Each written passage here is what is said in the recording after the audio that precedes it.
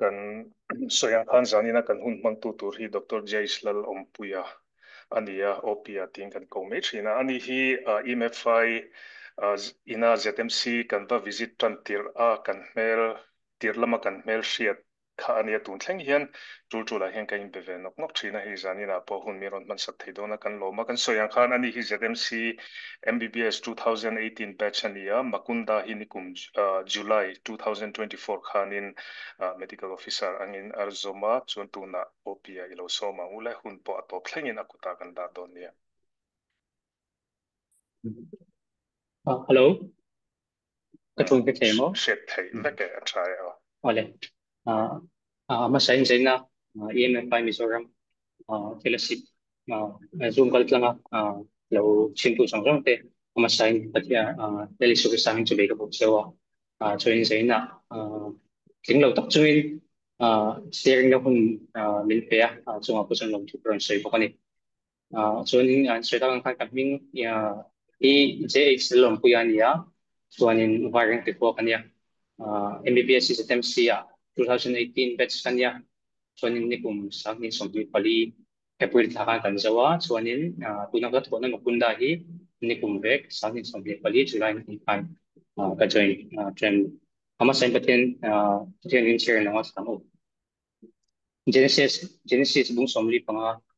sang li sanga sang tin Josepha vekin au nau ten hena kung ay takin meron ay teu atia tisuan an bakaya tin ani chuan in unaw pa Josepha ay gupta ramalupuy tura ini kalakakani ni masila hitakal tura minhal awang khan lungay suula manin info turak su mi ten na chandam turin patian in ma ngalpir masanin mi ten na chandam turin pathian ma lo ke masan ki kan bai bujang chade pan mo song sen pathian ma kun do kan trai mo pe pa kan patin do tak min mai min ko to zaina ma kun thayal pam sim wang ma sen hen to kan sia pa zaina EMFI Mizoram fellowship zoom tal lang pa kan ne niya pa kan kun man total pan ma mo takin bul min chen sa to ngalal pa to sa min ko im nam pu to karon din siya napaka-sharing nito te polal pa ito para pusin ko ang kane so mo si paiso san ko ang given so anin amasain makunda chungchang hi tem asong kalau share mas sang chumi huwa Josepha nuna changa kan zir thai tur tem asong karon tar lang bo do ni so anin ka screen ka share nga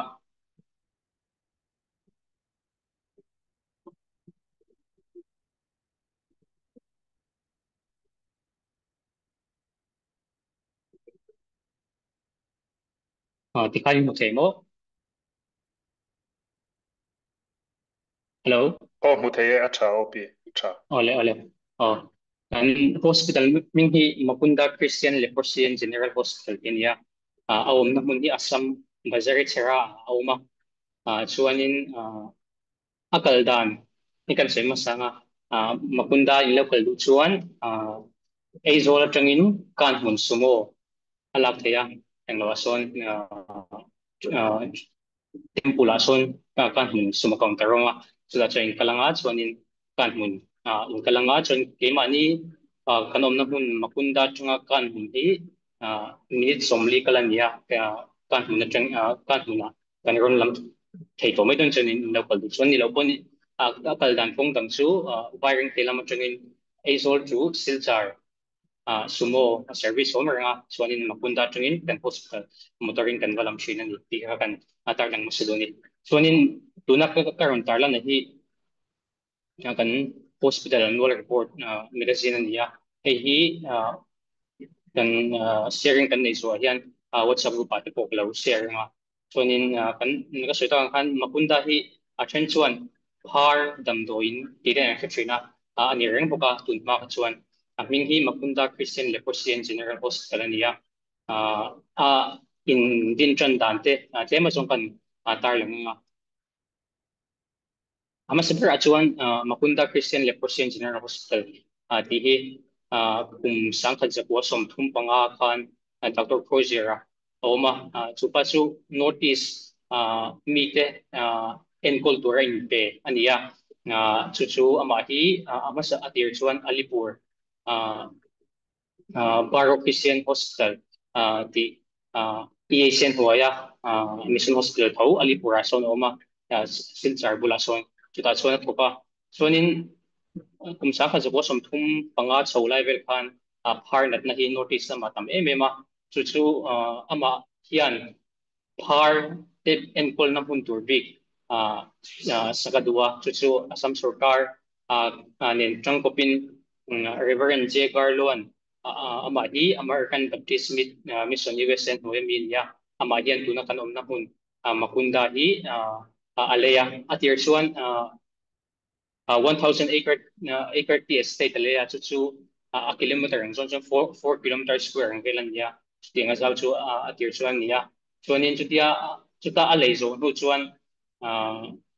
atira chuan par ho natna enkol na tur mun big leo leo tian ya chuanin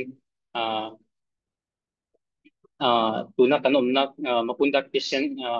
Makunda Leprosy atir chuan Makunda Leprosy colony tian ya so heta kan hospital Dr. Masaker chu Dr. RG Boros le Mrs. Bennett Boros tian ya anu puin nurse ani chuan kum sang kha jibo som nga changkhan kan tuna kan hospital hi afang somchana chuan atir chuan par natna par ho inkol na ni ma se tulna wangin dam lo pa ngai te po khan zoi soi khan inkol chowa chuanin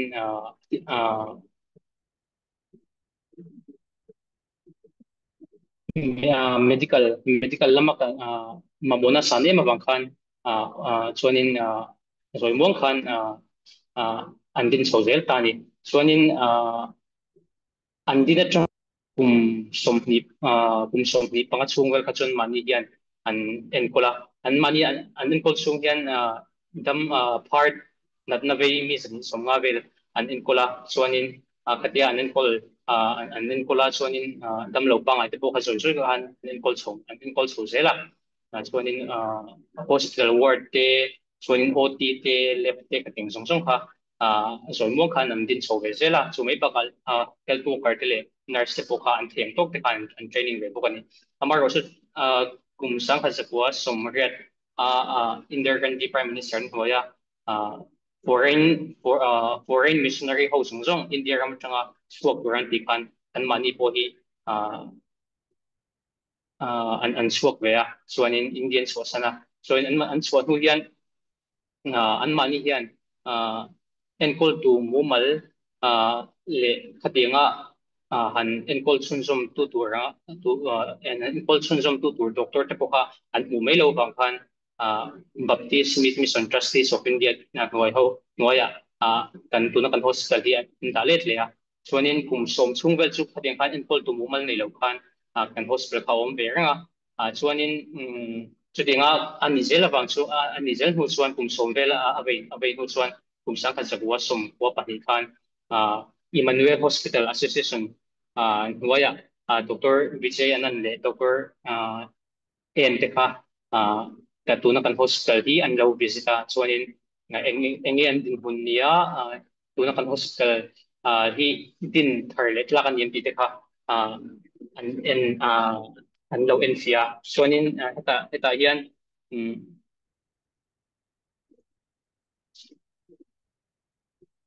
an lo en fian huin BM Baptist Smith Mission Trustees tele EAC tangkopian tuna kan hospital hi an rundin thar le ni chuanin kum sang ha zapo som wapa ni March sa chang khan Dr. Vijay Anand le Dr. N Dr. Vijay Anand Ismavel le Dr. N Miriam te hi tuna kan hospital hi an din thar turin man lo la chana an mani hi kum som thum chung te me mai kan hospital hi an om sila thei to kan suwa voin ni hospital lian ve tak kan lo ni thina san hi an mani impact na wang leo leo ni ti kha kan soitel tu bokani chuanin kan hospital chuanin kan hospital tuna hian a khum om zat te kan soi bok thokanga khum hi avayin zani som pakhatoma chuanin ni kum sang ni som hi pali tanga sang ni som ni panga chung khan OPD hi nuai khat sing ni zani som li pani kan neya chuanin dam lo en kol inpatient kan tiang hi sing khat sang kum zani som ret pakwa kan neya chuanin naw piang hi sang ro zanga som kwa pani kan nei bokani chuanin surgery department ops kani department le or tho bikina surgery kan nei song song hi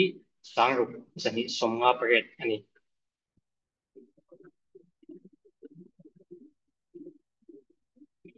chuanin kan hospital bi khim khim hi kan ah, lun kan lun ve na department chuan ti maila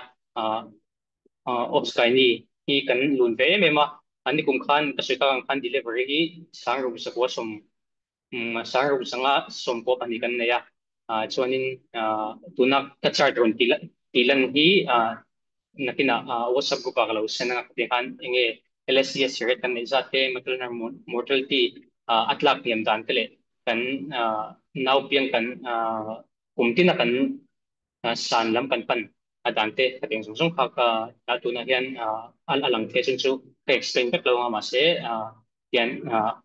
kan naw piang ni zat vel te khak kan karon lang len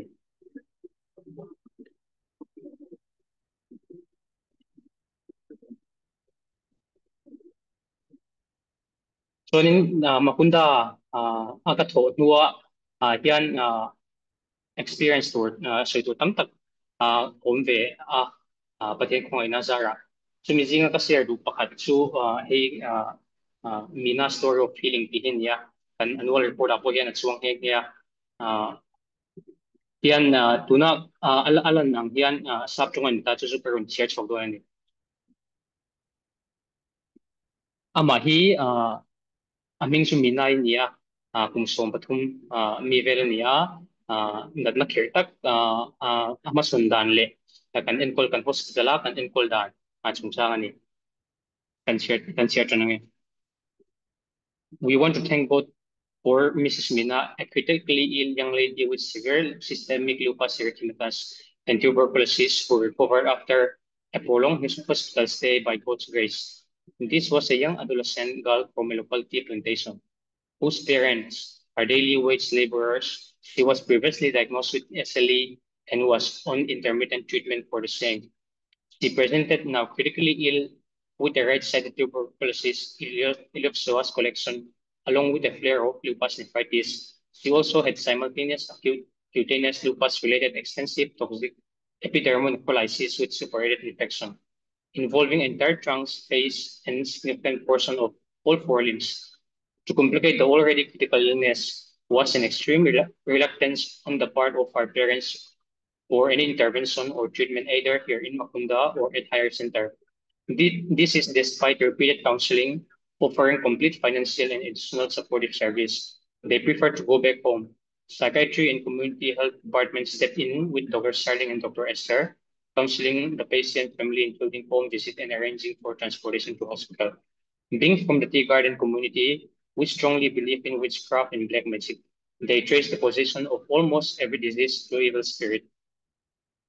Parents refused for CT imaging as they saw the scan machine as the gateway to their daughter's grave. They refused admission into the ICU despite being critically ill because of their firm belief that whoever gets admitted there will eventually die. In Dr. Esther's word, to help these parents see the possibility of life and hope for their daughter felt like a daunting task to all of us. For us, the whole experience felt as an ongoing battle between life and darkness, fear and courage, ultimately between life and death.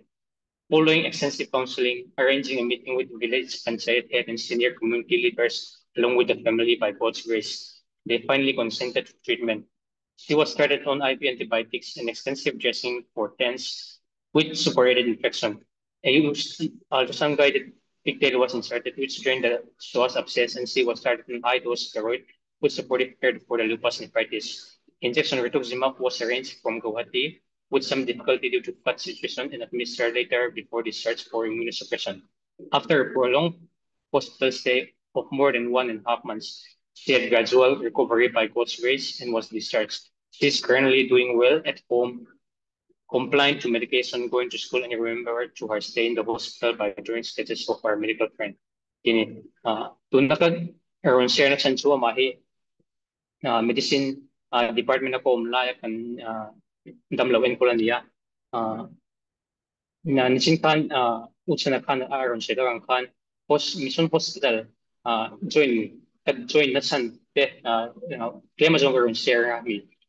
besan daw yan kan college ka like kan atong to kan Dr. Sangpui te missionary doctor te sharing te din kan ngai sa China kan college sa ngai te po sharing te ron neya suba ka agent ka pate kading te po kan sharing te kan ngai sa China ka an mani anga miso pathian ta na an paswa kan chatlai tak kan banglai tak ka pathian ta na in man du na rin ro ka college ka lai tang kan nebe tan to amaro chu han hospital han join me ku te ka nai bai me lo ba amaro chu tu na kan ka hospital ko na makunda kan psychiatrist ka doctor Sterling hi voi khat chu kan hospital kan aron visita chu ta chung chuan makunda ta poi ron chu kan ya chuanin chu ka mission hospital ka join na san deuh ber chu ni me passport vele kan chatlai kan wanglai taka pathian tana rongbol theina hun tha kan ei hi bopel ka phal lawa chu chu ka mission hospital ka thona chan bulpui per pakadania chuanin heitian mission hospital chang kan thok ta chenga atir chuan tong tele kan nun phung te an lo wangin atir chuan thom ko ti ve em em na tho ang zong te pon kan boi ga thin em em kan tiran on call te hi kar khata voi thum voi li nei sang te kan ne ya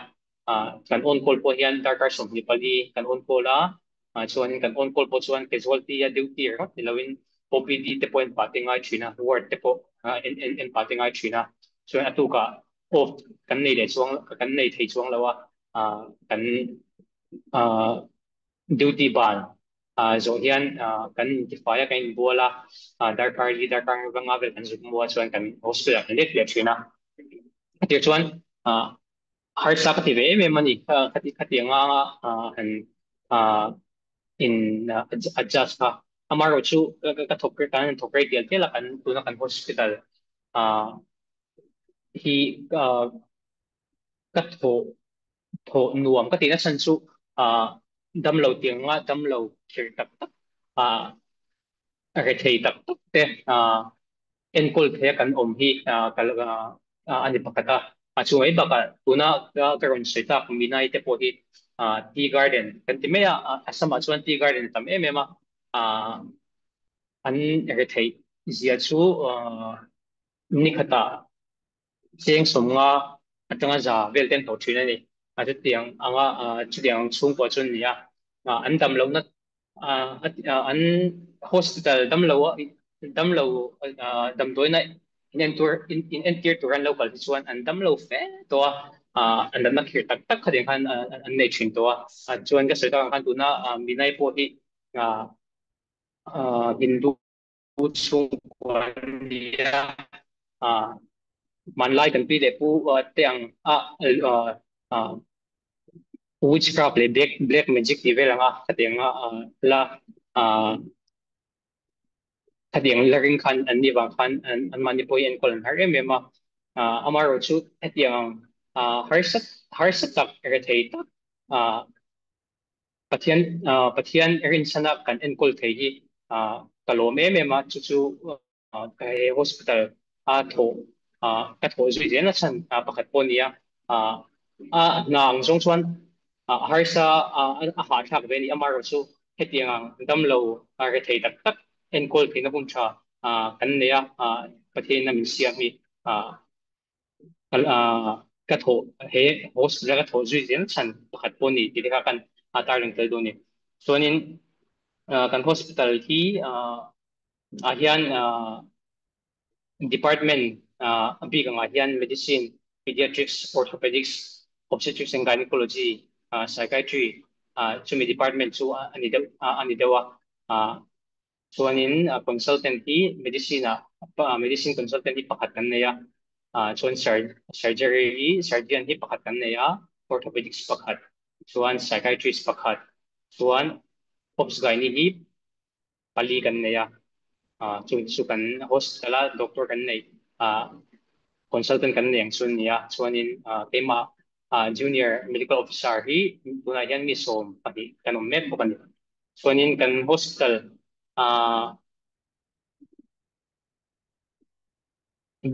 biga kan tarung tel du pakhat chu radiology department hian CT scan te ultrasound te kating kan ti vek thea chuanin CT scan bi ka hi online hanga report te action ni bang hian report kun chung te ya relo emema dark emergency reporting kan du chuan darkar ni tunga darkar li chung hi chuan report te kan tong man ve thina chu chu kan hospital uh, uh, that ve lang kan na tar lang ni chu chuanin investigation po kan ti thei biochemistry, hematology, pathology, virology, le microbiology anga ti thei ang chu kan ti ve thei deuh tlang puya kan ti thei lo chin chu pon lama da bo kan tu so we me zel ni chuanin kan hospital hi kan hospital hian branch pakhat Tripura Ambassa kwa branch pakhat kan ya chuta chuan na khum som pakhat kan ya keimani Makunda ina damlo kanwa dam cái thầy dốc tê lệ cái tiếng nga đầm đôi nan lâu kal har sa cái tiếng dốc tê kan va kan pui thei kan va encol thei na tour anga tin kha ambassa branch hospital hin ya thatin inirin ni masaber le inirin na hong bera hian kan consultant pa ni mo pakhathi an vakal china khating han field visit ten ya khating kan no china ni chuanin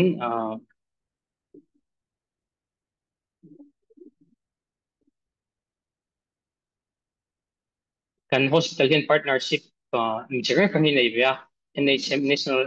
Health Mission te Ecom Foundation te Aloka Vision Program te Life for a Child te OIGT an mani hi the Royal Dutch Tropic Institute niya Amsterdam ami kan fiat kan theidan per chuan community medicine kan MBBS kan nei hun laia rural posting kan nei ang pan an mani hi tropical medicine specialist ang kanita chuchu keimani hospital hian tharuk chung posting an ron china ating kan atin tharuk dana doctor pathum Netherlands mi aron kalja ani tika kan tarlang we atil do bokani so in kan hospital hian nursing school te kan nei ANM le diploma in health assistant DSA kan tiang te buka training vet di buka chuanin chumai baka kan hospital bulvel hian environment te thai mema agriculture department te fisheries department te khateng kan nei kang velia agriculture department chuan kan thai te khateng te ka bong te arte vokten bula chuanin thai chang kang te ka khateng kan an thai thai te ka emani hospital chunga hian dor te ang kan neya chuta chuan hospital thok tu te kan le thei khateng kan om vereng thin bokani pe kan tar tu bokani kaka kan hospital chungchang le kan hospital bulin chan dan te ka choi thei chun se tunaka PDF kon share hi WhatsApp EMFI hanbupa khan kan karon share le don bokan chuanin zaina ka Bible chang share tak atang khan Josepha nuna changa kan pu thei te karon share dona Josepha chan chin chu kan phek nga engking nge aron pian dan tele hun har tak tak apal tlang nuwa ai gupta rama thunei tu luber to tu ani sodan te kading ka ka chan chin chu kan pheba ka nga chonin kading nga kan jo span nun apoi mo lai te teng kha anuna apoi mo na anuna danglam na alan chuana pathian ina ahruaina kong poi mo lai te te kha karon share ni pakhat na chon josepha hi atarla josepha hi na Tarlamfa Jacopa pa de zinga at Tarlamfa som patina niya umi pa som le umi siya pakadun niya kan share nga tuna ka karon share ang yan na chung ko in khai dia dan karon tarlang ni pakad na John Joseph hi Jacopa Tarlamfa ani patina chuan Jacopa Tarlamfa ni bangin pang ibika mase aunaw to po taron ni sa ko pa lam fan ye bang sa ko pa na pang ibi ka mase au na to kwat aron ni chumi chung chang chu genesis bung som thum pa sari chawa kan kan huni so in kum som pasari mi ni kan joseph pa kan mu mga ne ya genesis bung som thum pa sari chang ru pa chang sari kan chia chuan tin ani chuan an hena khongai takin kamu mang hi lo ngai teu loba yan bu phal te kan lo te la tin ngai teu ka bu phal chu a lo thoba ading talua tin ngai teu in bu phal te chuan anaron wal vela ka bu phal chu chi ben buk loma atia Genesis bung ko tanga Genesis bung som tum pasir chang ko tanga cha ang som khat chuan tin mu mang dang nei le au te chu pila ngai teu mu mang ka nei le ta ngai teu ni te ha te rc som le pakhat te khian chi bei mi lo bu ke sunia mole atia tin apa chu a fila ho te ho ko ti chuan apa chuan azila anela mu mang in nei i eng mu mang nge mu ni keile iu le iu te hian leisin chi bei kan aron bu telul don chemo atia tin auten ani chu an it sika apa ero chon soi chu a rele huina bong nga chuanin palina chuan Josepha kha au nau te khan tang ka som ni lek mangin median sum dong ho hena an thela ai gupta ra man foi ta ni chuanin genesis bung som thum pa ko tanga cha bung som thum pa ko cha hi atanga changa kan sia chuan median sum dong ho khan potifar hena khan an thal song ve le chang bung som thum pa ko chang ni chang nga chuan tin lelpa chu Josepha hena oma tin lelpa chu Josepha hena oma chuan ani chu mi van nei tak ania ani chu mi van nei tak ania tin apu ai ta mi na chuan oma tin apu chuan lelpa chuan hena oma athil ti apiang lelpan aputa alo tin tir ti alo feta athil ti apiang lelpan aputa alo tin tir ti alo feta ti chuan Josepha chuan apu mi taklunga arunga bol thina tin ani chuan a chung te chunga chuan ho tua siama anei zong zong akuta ta ta veka tin heti hi ania ina chuan ho tua siama anei zong zong chunga ho tua siam china chuan Josepha wangin lelpa chuan ai gupta mi chungte chumala somta Josepha awangin lelpa chuan ai gupta mi chungte chu mala somta in lam le ram lama an nei zong zong chu lelpan mala som thina paruk na chuan pathian ta na rinom mawangin Joseph ka lumina tang Genesis bung som thum bakwa chung bung som thum bakwa chang ko chang duak nen chuan uh, Potiphar no pui in diklau taka mo dot mga ama mo po bangin Joseph ka tani na tanga so in chang ko na kan chuan he ina hian ke ai lian zo tu ma an om lova anu pui ini awangin nang ma chok lo chu kalaka engma uya hin na nei heklo chu ti chuan eng tin nge he sual na lian tak hi ti in pathian chunga thil ka ti sual theyang eng tin nge he sual lian tak hi ti in pathian chunga thil ka ti sual theyang he chang hi Josephan Potiphar nu pui he na atu se ni Genesis bung som thum pa ko chang som pakat le som hi pathin en chuan tin chu milai vel chuan ti hi ania a hna chu thuk turin in chunga valuta tin chu ta chuan an in an in a reng reng tu ma an lova ni ma sela lal pa chuan Josepha hela om zela a chunga ngila neya ta in beng tu po a khongai tira a chuanin Josepha kha tanina atan ho po khan pathian kha Josepha hela om zela tan in beng tu po khan Josepha kha a khongai patani chuanin Josepha pasarina chuan Josepha talent a talent nei hi mu mang fil fiani parwa parwa chialo ho tu pahnih chunga wain wain pe tu ho tu ber chunga le a changsem ho tu ber mo mga fit fiani Genesis bung som li changre na kan en chuan tin ani chuan an hena mo mang kan ya min fil pia thei tu ma anom si lawani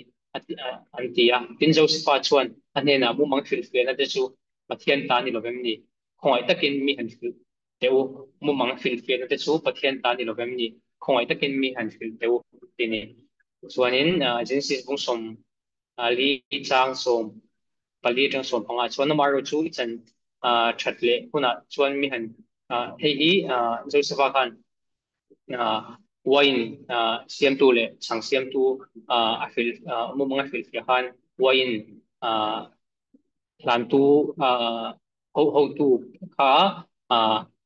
nena Josepha tu se ni amaro chui chan it chan chat le kuna chuan mi han ferng la khongai takin kachunga khongai na ron lan ti rang che paron he na kachan sin han soila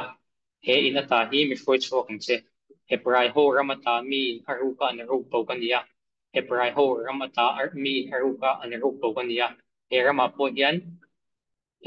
hian rip chunga mi khung na khop engma kadi sual heklawati ni chuan Genesis bung som li chang som hi patuma ni ma sila wa in pe ho tu ber a chuan Joseph pa chu hereng tàu song lawa thei tamaya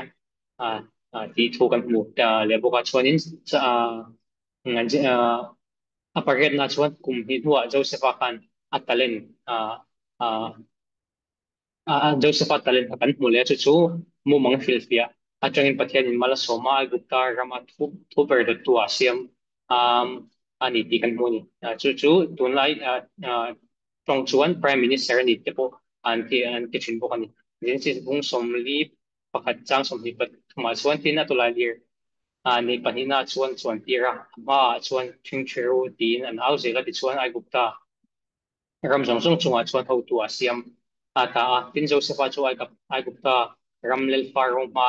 adin lai chuan kum som thum mi nia tin Joseph chu faro ne ta chuka ai gupta ram jong jong chu pang chuka sala an khala changa ai gupta lel ber tu ani na hi kum som pathum velani chuan pakwana chuan Joseph le chungte anin to khom le chu Genesis bung som li panga chang li changa tin Joseph vekin na te na khoi takin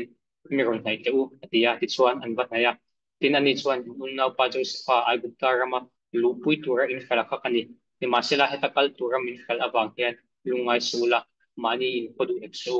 mi te nun na chandam turin pathian in ma min lo tir masani di atini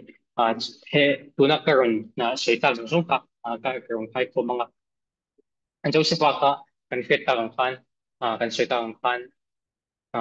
Jacopa tarlam fania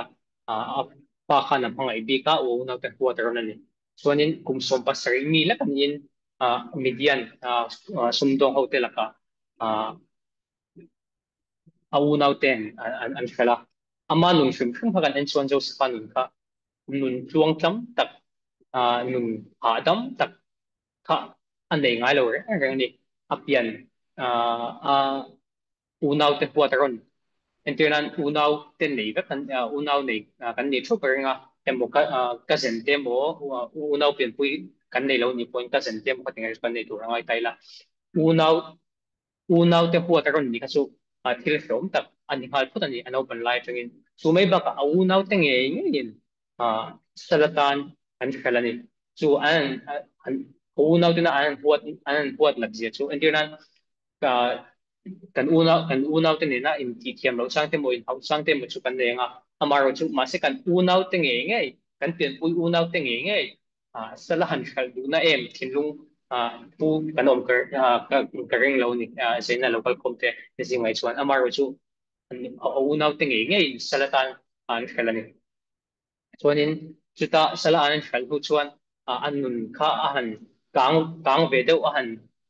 awan nei chho ve deuh dona moni kan tilai mekin varwa varon huaya ho tua ten changa hadeng kan annun kha han kal tuang chho do nanga alan nu khan varon upuin diklo taka mutpui soma anara wangin pathian ta na arginom ta wangin hadeng han lungina te kan tang le amaro chu heta kan tarlan tel du chu na Genesis bung som thum pakwa chang ni ahian tin lelpa chu Josepha hena a oma tichuan tichuan ani chu mi van nei takani Josepha lelpa hi Josepha hena a om zelani pathian hian Joseph hai adu sakpi ko munile kita thinlung hila alo lang ani atnge pathian ni Joseph hena hena om tlat le eh asan chu Joseph hai pathian hena a om tlat awangin lelpa hi pathian Joseph hena om tlat ani ti hi ka ring tlat asan chu Bible chang na kan ensuan keima umreng ro isuan kay po nang maniak pa umreng atini relisuan chuwang chuan lelpa hi Joseph hina a umreng na chanchu anun khatianga sala anan sala tan na te puan lu le te puan Joseph hai pathian hina hina tata chuwang chuan lelpa hi pathian Joseph hina hina tata ni ti hi alang siang e me mani chuanin Joseph kha ah Potiphar hina khan Potiphar hina a lai khan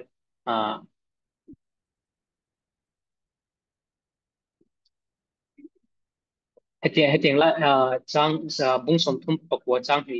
atanga changa kan en chuan Josepha kha pathian hen lelpa kha Josepha hen khan om tata pathian ta na mirin ania wang khan abul vela ring lo mi te po khan pathian mal som na kan don phani mo voini alian na mani thau an zo taila pathian hi kan hne na awmem tin zo taila chu pathian chu kan hne na a om si chuan kan vela mi te hian mal som na te an don phange kan vela mi te hian har sanan an to pha ti te lo mani thau lo ngai to taila pathian pathian ni kan hne na a om tatan ni chuan kan vela mi te tan po kan vela mi te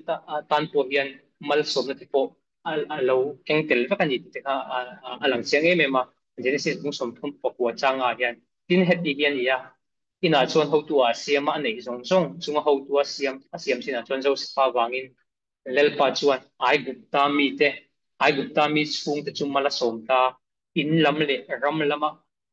anh này dùng trong chủ đề phần mal som chuyện à thì so bằng so với ni yan pathian thì cần hiện nào cũng rất là nhiều xuân cần về làm gì thì yan mal som nó thế cái tiếng cái ha anh don phát thế anh thì ha lâu sẽ tay là nghe nia cần về làm gì thì yan pathian thì cần hiện nào cũng rằng anh thì chúng rằng xin cần về làm gì thì yan person nó thế cái mà như bằng thế anh lâu tốt dọc em thì thế mà ni theo lâu này lâu in so na tan lo bang kai la chuanin Genesis bung som tom pokwa chang tua kan hmang hian pathian ta na arinom ta tawangin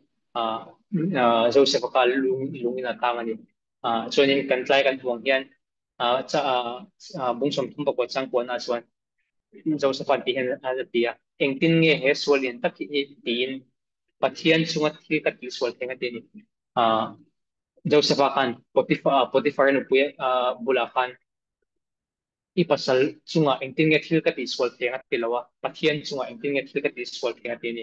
vanian Joseph hian pathian hi anun kuma hian thil engki matina hian ada len zia lang chiang em ema ke manin nun thawa kan ni tin nun mana hian enteran mi kan midang te ne na kanin ti thiam lo na te mo khatinga kanin loin hau na te mo eng thila polo ni se an ma ni chunga thil ti sual mi poi kan soi ti hian an mani chunga thil tiswal kan ni mai lo pathian chunga thil tiswal akan ni ti te kha alo in thar tai la a thaw me chuanin a pasarina kan tarla nang hian Joseph kan tal ni su chu mu mang thil fian ni voinia local com te hi enge kan talen kan ti suan enge pathian hian he khovela hian kan lo piang ve mi khring tu tak me po hian pathian talen hi pecho in ka hria chu chu enteran tuna po hian Joseph hian a talen chu mu mang thil fian ni voin sena local com te hi doctor kan nia kan zawain doctor theu kan nia pathian ina he khovel kan dam chunga mi bi dang lam bi kan dam chu na kan na tho turanga kan nei ta ka chu doctor kan nia dam lo en kolani chu heta he doctor kan ni na kan professional hi tu tanga lo chuak nge ke mani thorim na wanga doctor kan ni thei nge nia pathian ina min pek pathian mal som na kan do na wanga pathian ina min pek til mani theu lo zo tai la he tiang lai hian thil genesis bung som li sang re ta kan pu hi tin ani chuan a hne na mu mang kan ya min khil fe ei tu manung silo ani an tia tin zo se pa chuan a hne na mu mang fil fe na te chu pathian ta ani lo vem ni khongai takin mi han fil teu atia heta hian mu mang fil fe na te chu pathian ta ni lo vem ni oinia doctor kan ni na te hi pathian ta ni lo vem ni pathian ta ani lo vem ni ti hi mani thewal lo in zo taila nge nia ke mani ah, ke mani lo in hai bur na tur te ke mani nun phung nun a lo nom tur te le kan tu le fa te mo kan nu le fa te mo a kan sung te lo nom ve te na tur te na mi voin nia pathian ina min pek doctor kan ni ne kan man ti te lo ngai to tai la apoi moi me ke sia tun lai kho ve la chuan mi tu te mai po nôm lẩu láo thì là cái sai số lồng lẩu ấy à à mani nuam ti zong akal du na thin lung nei chau ka tam jok chuan nia kan doctor kan ni chuan ka hlo te lo tam deuanga in te kan lo sa thenga bike thar te ka lo nei thenga khateng te kha ngai ngai tu na lo lu thin ani am chung zong zong với nia các run tar lan he chang cái run tar lan chân su với nia he doctor kan ni ve theina chan hi ke ma thiam na big eng ma lo pathian mal som na ka don liu leo ni ti ka hria sumi wang chuan pathian min pe kan ni ti ka hria wang hian pathian ta na he doctor profession kan ni na hi man chua ka du ani ti te kha ai chu tiang thing lung chu pathian yan min put tira chu zen yan josepha nu na tang kan tar lang tela so ke mani thau po lo nei to tai la chen chu doctor password ke manga doctor password chu po kan ni me thea chen chu specialist khang khang ni dan nei te po kan tol manga voi ni thanga doctor kan ni na hi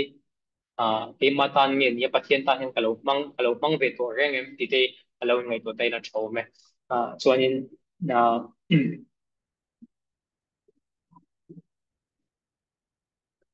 mm ah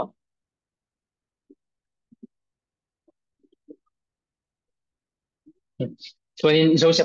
Josepha nun hrim hi ka kan Thailand ta gang khan hetiang lai Genesis bung somli chang som pali changa chang som pa kan hu hi lawai sa taila Josepha kha pathian kha Josepha ne na awm awang khan anun kha ahim reng big an hlim reng big ani ani mel big lawa lungina tang lai khan tanin rilero hrom ti sang tele anin dom kun moi moi chang te po anei ve ni ti he the ni Genesis bung som li chang som pali chang som panga hian amaro chu i chan that le kuna chuan mian kering la khoi takin ka chunga khoi na ron lan tirang che paron he na ka chanchin han soila he ina ta hi mi khoi chokin che he prai ho ramata mi in aru ka ne ru ko kan ya he rama po hian rip chunga mi khung na khop engma ka diswal heklo hetiang hian a na seni kan Joseph kha ta ni na pokan tanin na tan lai po khan tan nin veng tu te du sak te po kha loa amaro chu anun kha han pathian kha Josephan hena au ma bang khan adun kha sim ring big lawa han fui chang te le han khatiang nun fair lawa anuna fair lawa ni a fair lawa ani a fair lawa ti zia te po kha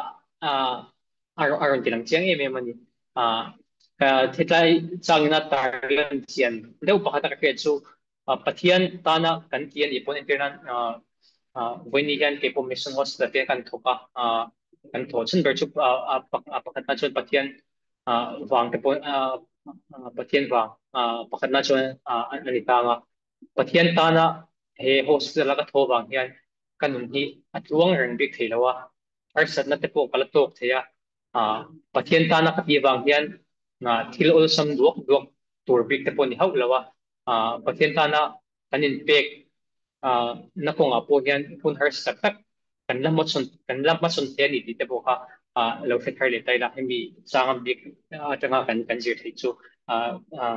ani ya chonin atopera chuan kum heta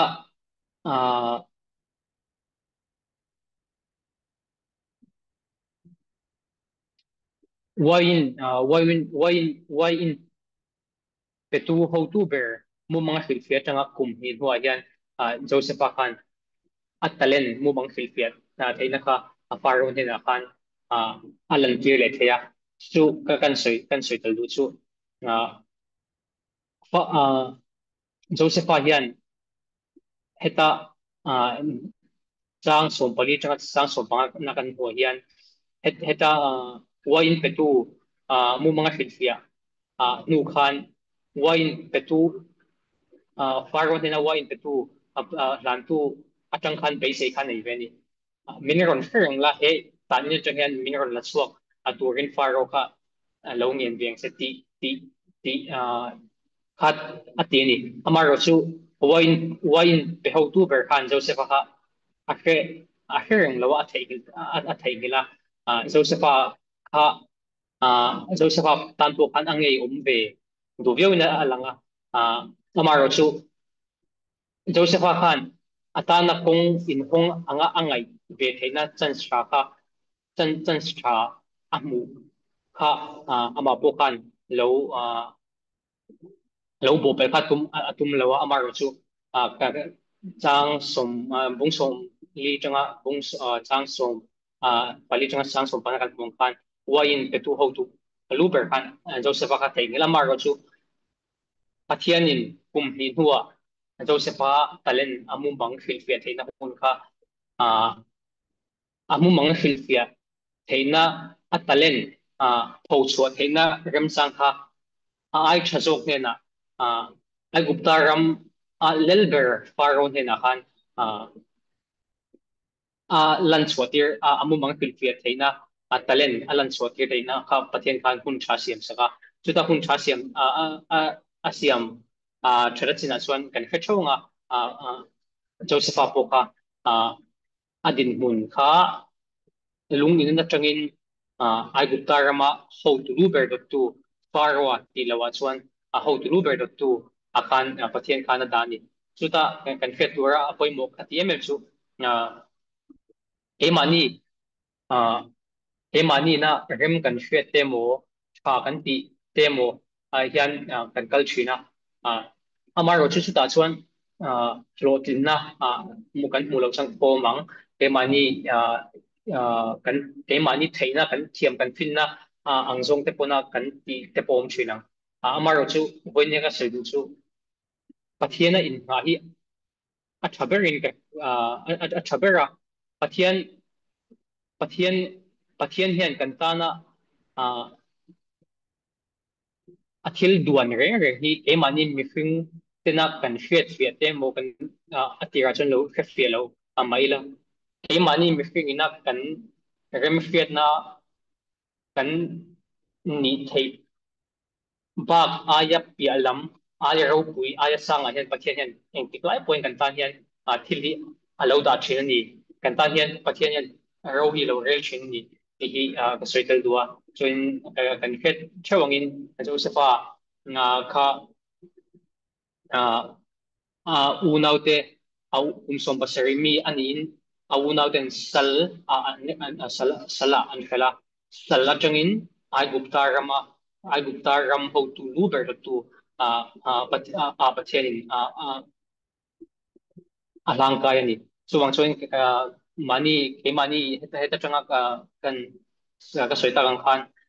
pathian hian engtik lai po hian ke mani mi fingina kan rem hret na te mo kan thil lo ruam man lok na te ai na so zo kian pathian hian engtik lai po min pe ka duwa amar ro chu min pe kun tur chu nga chua ve te ngai thina thok le kata rom thing dok dok kan ngai lawa nga chua ngai ve te yom thina ni hun hun khir taka po Joseph kan en chuan anun khir dan chu salahal tan na tang diklo taka pu chu tiang zong zong chu akal tlang hu veka pathianin adin huna hian adin pathiana a adin hun atana alo rod lo kan da chon chuang chuan chu chu hereng taila Josepha nuna kan tarlan thei kan thei ka chun kan lo ta se chuanin la pakhat sinot huar ina an sak zin kong thaber ti hla hi tunai chu ber ko lang cheng em ma he zin kong thaber ti hla thunun hi ka ram chia chho dua nun dang a lo is lel iswa lo chu du than a sual ngai lo lel iswa he na zin kong thaber lel iswa nen kan zo chuan lo cham lo ve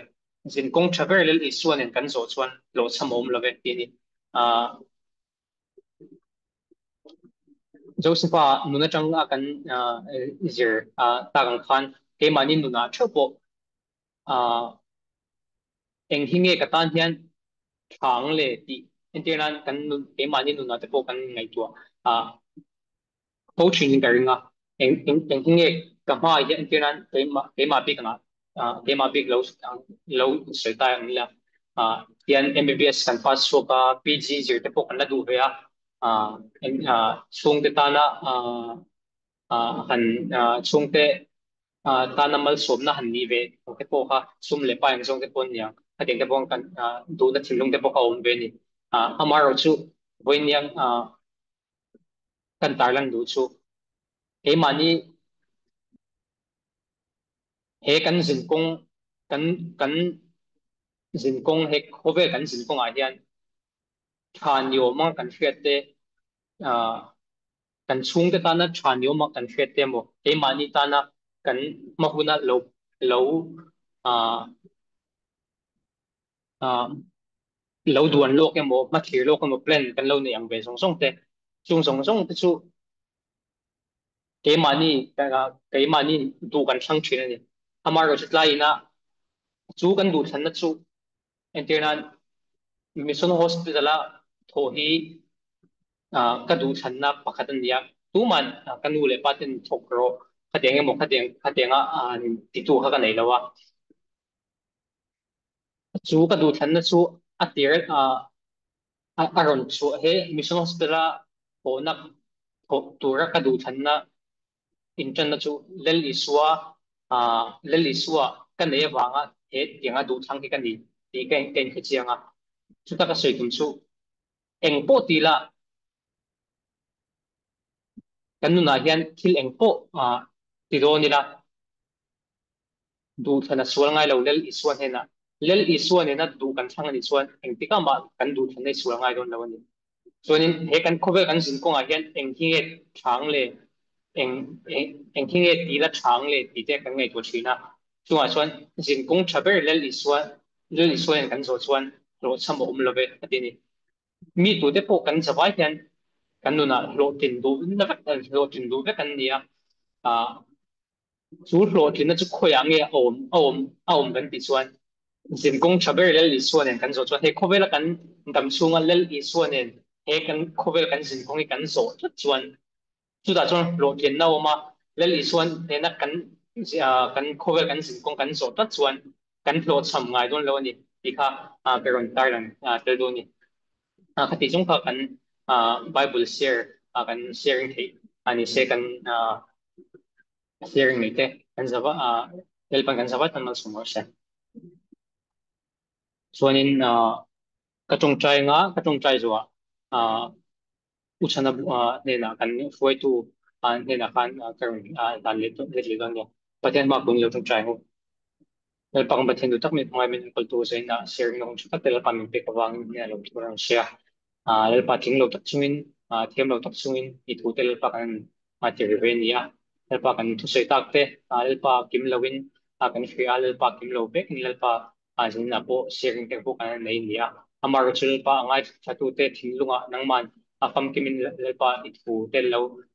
lo fam kimla lo tinyungla dahil pa kay ma may piyala ma thu katus akan tu sei lawan tu song song kenal pa nang ma an ma mo na ang zon thawal pa an lo dong sana anang ma le pa lo khe chin le zual zong na tel pan lo an ron ne le pa nang ma nen he ko vela kan zin ko he nang ma nen kan he kan zin ko kan zo tan zon ro sama om lo ni ti te le pa kan ron khe thian zual le thina akan zawai kan le pa kan tu sei nang ma som ten ron gil cheni zein na wangin le pa lo tu kan ron sia he EMFI Mizoram Hilpa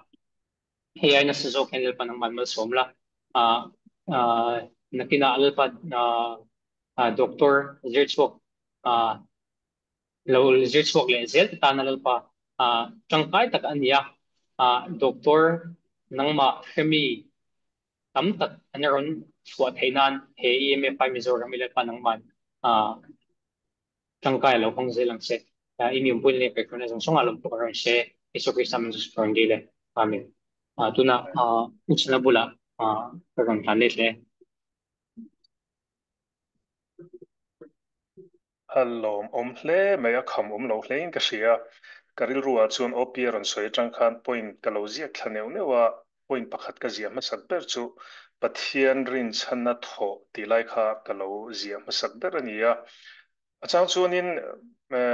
mani to ka sia inti na te le tunlai khovel changkan na te sang sang awang hian achang chuanin pathian rin channa tho lo te po hi alo thei tial maya lan na te hi keima po hian om thina pathian rin channa tho ti kha at tira aron share la atang khani kal ruwa pakhat lo om ania chuan chumba ka chuanin kha zanin chu makunda hospital te po chiang kuang le zual zokin report kim chang tak nen OPI iron ti thea lo mom hlea makunda chungchang te po kan hriat bel in ka hria I thalai zok mithar zok te tunlai generation anga pheichon option in nga em laia mission hospital in han kal wang mai te hi ke ni senior zok te tan po thil encouraging tak le challenge na satak min pe ani ti kha kan soi duwa I kal le zel na tura le I thole zel na turte le in prepare zel na tura te po khanin enge karon fui du chea IMFI angte le zangin rongkal khom ayo angte pon chuanin atopa sinot khoil la iron da khanin tle min ke chuanin kalo rem danglama zinkong thaber ni kherlo ma se isuanen kan zo chuan tiangin ahlathua kha chuan zinkong thaber isuanen kan zo chuan aron tia mara chu karil ruwa ve thong chuanin zinkong kan zinkong zo hi thaber lo ma se isuanen kan zo chuan hlo cham awm lo ve tiang zo hian karil ruwa arun lang ve boka zanin chu a hlok thlakin ka hria I ka khalo te po kha han pel du ka nei nuala amaro chu hei zanin a kan thian te dang hei doctor ke sia te zanin chu kan hmua ni danga kan hmu zen lo le bidang dang te pon oma opia sharing atang khan ron pel du te le ril ruwa lang a omte a om mani chuanin hun I zana rei do to hun rei lo te hongila chuanin a top kharna tan khanin Dr. Kesilal Singzo vakha kan in khom te pathian hena min hlan saktur te le OP atan te le junior doctor dang palli tro OP thopui khange pathum kha me chiaron zom le te khama kunda khan ZMC pathum train o pathum te le OP pathum atan khanin o top chong China min lo nei sak turin kan ron som hal du cheni le sharing hun rei lo te I honga u in ha lo sam se thei chuan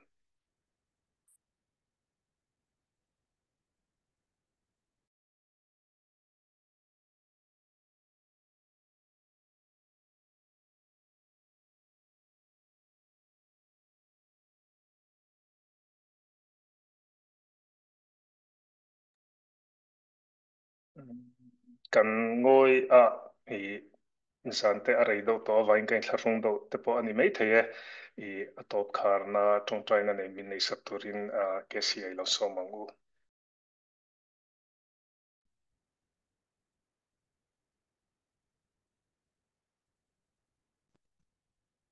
KC sorry I tong Chai ri kan the thei lo I lai nan mute lo em sorry la the thei lo ti khan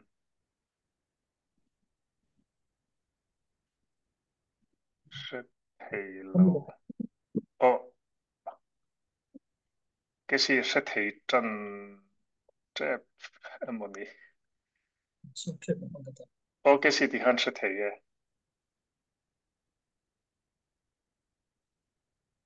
ta min trong trai ola pa kan pathian ya hello kan the them the thei in the them ti khan KC the thei hale pathian ma kun in trong trai pe zani na nangin hun chata mai min pe kan lo em em in hena lo prayer meeting le sharing hun te la pa hetiang hen zani na kan hun man ta zong song te kha in hena kan hun hlana in hena kan trong trai na te la pa is thu kan ngai thak te kha op doctor op manga la pa ma kal tlanga hi thu kan ngai thak ta zong song te kha kan zatan mal min som sak turin kan on deal che kan ngai thak ta anginal pa he kan jin konga hian kong thaber emo ani lo le pa kan du than zong tak kan du zong tak ber po thang lo mai la nang ma ne na kong kan zo ani chuan lal pa chu kong zo chu nang ma na min shoi na kong ani chuan kan ta na tha chu chuan atop hun min shoi chengam ti kan ring ani chu tiang tur tan chuan kan kong zo thewa nang ma ne na zo zel thei turin chak na min pela zani na hian lal pa kan pathian hei op te le lal pa doctor dang pathum irong bol tura in pe te lal pa nangin mal som la ti chak la lalpan thiam na te thei na te ita na mang deuh deuh thei turin lalpa nangin tran pui la pui turin kan on deal cha tin zani na hian lalpa kan doctor pui zong song te mun sang sang om te lalpa mal som na tam tak min vur te lalpa iro pui nan le lalpa mi dang te ta na mal som na ni thei tur ta na lalpa mang chuak zel thei turin chak na min pe la fin na in min thop la I tharawin min chuam ta dang che zanin kon hun han zong zong te lalpa iro puina tan kan nu namal min som sak turin a tharin kan on han le theng zong zong hi fa pai so krista mingin kan on dil che amen Amen.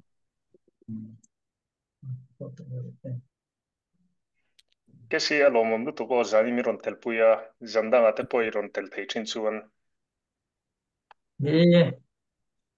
zandang a hian ka man lo ni di deuh thina poni se pathian zara man te hun